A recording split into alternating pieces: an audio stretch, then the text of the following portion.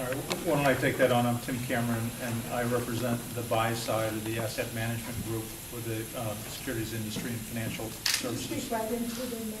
Yes, I'm not even sure it's on, but can you hear me okay? In the spirit of debate and argument. I think one of the things I would add to that, Eric, is that there are two sides to the equation here.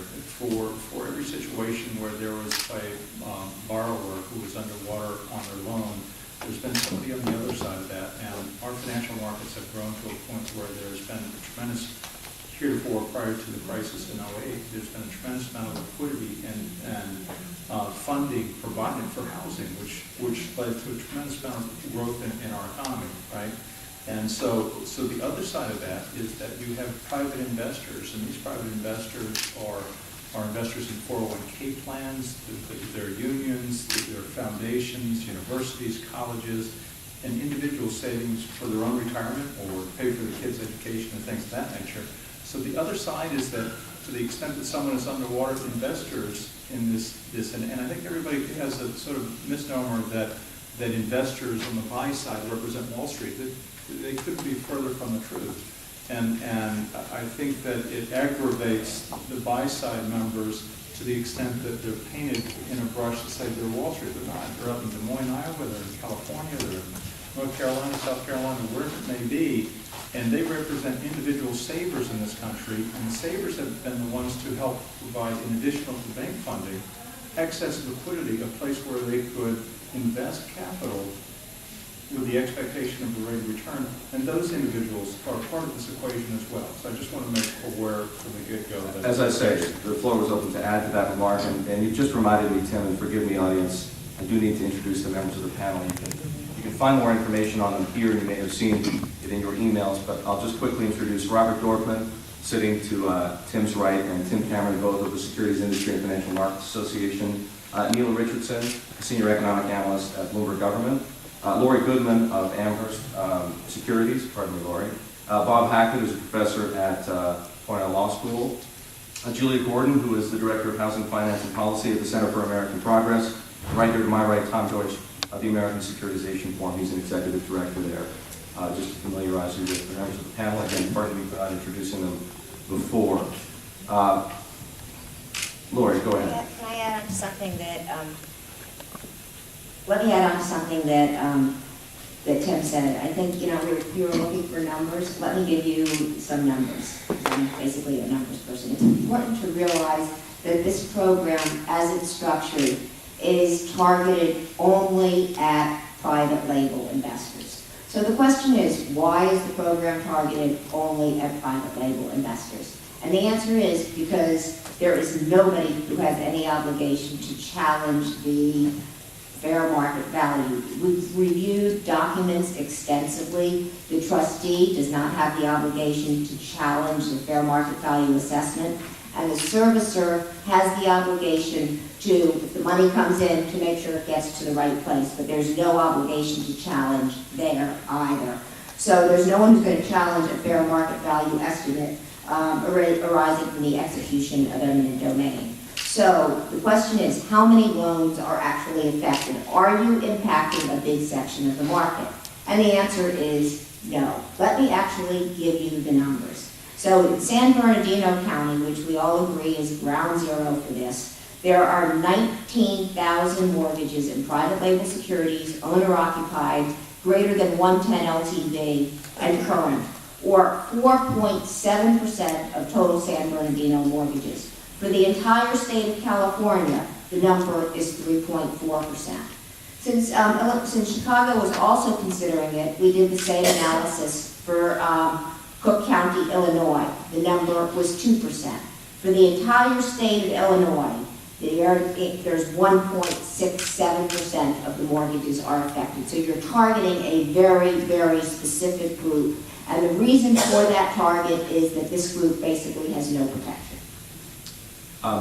Bob, I'd like to get to you just 1 second, if I may. But before we do that, I was just going to say, I think you're talking about the MRP proposal, one of the proposals, but there are actually several. I know of at least 3 groups that are considering something like this. And and they're different proposals.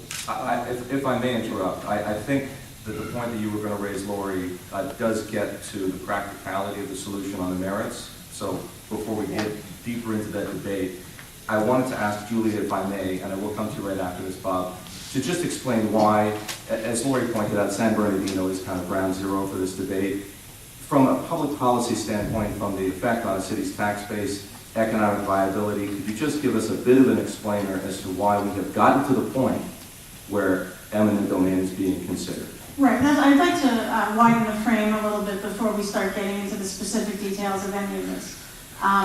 One of the results of the financial crisis and the running the housing market into the ditch as we did was an enormous loss of home equity by American homeowners. Trillions of dollars of home equity were lost. Many people who had quite a lot of equity ended up with a very small amount of equity. You don't hear that much about those people because they're not, quote, underwater, which is where we spend a lot of our time talking. But basically, of the losses that were incurred as a result of the irresponsibility of the financial system, homeowners have basically paid the price. The American people have paid the price, which is what's reflected in the subsequent economic position and consumer behavior of many of these people. In terms of specifically underwater homeowners, as I think most people know at this point, close to a quarter of all homeowners with mortgages owe more on their mortgage than their home is actually worth right now. That has two different kinds of consequences that are important to us here. One is an increased risk that that loan will default and will eventually be foreclosed upon. That may happen for one of two reasons. One is what we often call life events: death, divorce, disability, the need to relocate for a job. There are a lot of reasons that, reduced income at any point. There are many reasons that along the road of home ownership, homeowners run into various challenges. And when homeowners have equity in their home, frequently not only are they able to overcome those challenges without losing their home, but in fact their home provides them with the cushion to overcome those challenges. In many cases, maybe you can borrow against your home, or if you have to, you can sell your home if you're in that level of distress. One of the things we saw in this most recent economic downturn, which is different from previous recessions where unemployment levels were at the levels that we've seen in this recession, is that the confluence of negative equity and unemployment caused the crisis, caused a lot of these foreclosures to happen. It wasn't just unemployment alone. Previously, you would see unemployment spike, you would see delinquencies go up, but the rate of foreclosures remained relatively flat. But when you combine this negative equity and the unemployment, that's when we kind of ran into the wall.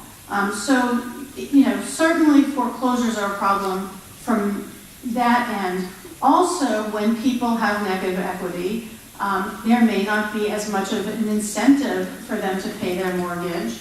And then we get into the area that you've heard of called strategic default, where someone decides, you know what, I'm just a glorified renter, except when stuff breaks, I have to fix it. So I'm just going to leave, and I'm going to go down the street where I can be in basically the same house for half the price. So, there are those two types of behaviors or situations that might lead to foreclosures. Now, concentrated foreclosures in a neighborhood are very bad for the neighborhood. And I'll talk more about that in a minute. I just want to say there's another area that we don't talk about as often in this crowd, but the debt overhang also reduces consumer spending and consumer confidence. And that is obviously a big factor in getting us out of the economic doldrums that we're in. When people feel that they are underwater in their home, even if they don't wish to exit that home and even if they intend to keep on paying their mortgage, they feel like any extra money they have needs to go to pay down that mortgage. And they don't feel like they have anything to count on, they don't have a nest egg. And that changes their overall economic behavior, which is bad for all of us. Back to the foreclosures, of course, foreclosures, vacant homes, people leaving a neighborhood does create a vicious cycle. Foreclosures and delinquency reduce the values of neighboring properties. If those people get in trouble, now their home is worth even less than it was. It increases municipalities' costs for police, fire, other kind of public health. And it changes the nature of the neighborhood. It has an impact on schools, it has an impact on family stability. So all of these things are the problems that for the past 6 years we have talked about different ways to address. And you're looking at me like I'm going on too long. I do, just because in the interest of time, 7 panelists. I just wanted to set a framework. No, and that's we're very talking valuable. So, if I may, I'm sorry, Robert, move it to Bob, because Bob, I think to help establish the framework for this debate, it helped to set the table a little bit, but really we're talking about a proposal. We're talking about a proposal in specifics, and we're talking about a proposal in generalities of using eminent domain. Much of the work that has been done was founded on your ideas. As I understand it, you are an active consultant in this process. So as briefly as you can, in terms as simple as you can find, please explain to this audience how eminent domain would be employed for the purposes of principal deduction. Okay. So I was going to give you a few numbers, but I think you don't. Well, like I say, our time is limited, and I think that's work that our audience can do on their own if they want to pursue it at this point. Right. Okay, so the sort of the working theory that I sort of made my original proposals on the basis of, and I think a lot of other people did as well, and the theory that I understand a number of current proposals to sort of be working on the basis of, is that there is one significant kind of market failure out there that is preventing certain mortgage loan holders from doing what is not only in the interest of the homeowners and their communities, but in the interest of the lenders, the bondholders themselves. And that is to write down principal on loans whose expected values can be increased by writing down principal. Right? Now, Laurie's done terrific work showing how principal write-downs can actually increase expected value on particular loans. And she's also shown that certain portfolio loan holders, in consequence, are often engaging in principal reduction. That raises a question as to why private label securitized mortgage loans aren't written down at the same rates or anything near the same rates as portfolio loans are. The answer to that question appears to be a number of significant market failures, most of which take the form of contract rigidities, rigidities that you find in the agreements, the so-called pooling and servicing agreements, pursuant to which many mortgage loans were securitized during the heady bubble years when people don't seem to have anticipated a calamitous collapse of housing prices nationwide.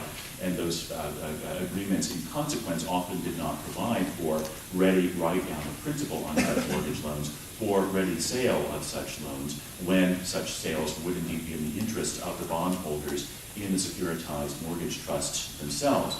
So in the face of rigidities of that kind, the question is, is there some way to get past those rigidities to allow for principal write-downs that, again, could be in the interest of bondholders themselves in addition to homeowners and in addition to the communities of those homeowners? And that's the sole significance, actually, of the use of eminent domain in a context like this, at least as I've articulated the idea, and as I understand those who are taking up the idea to be rationalizing or justifying their own proposals. The idea is you simply get past that particular contract rigidity, that particular form of market failure, in order to enable these mortgage loans to be written down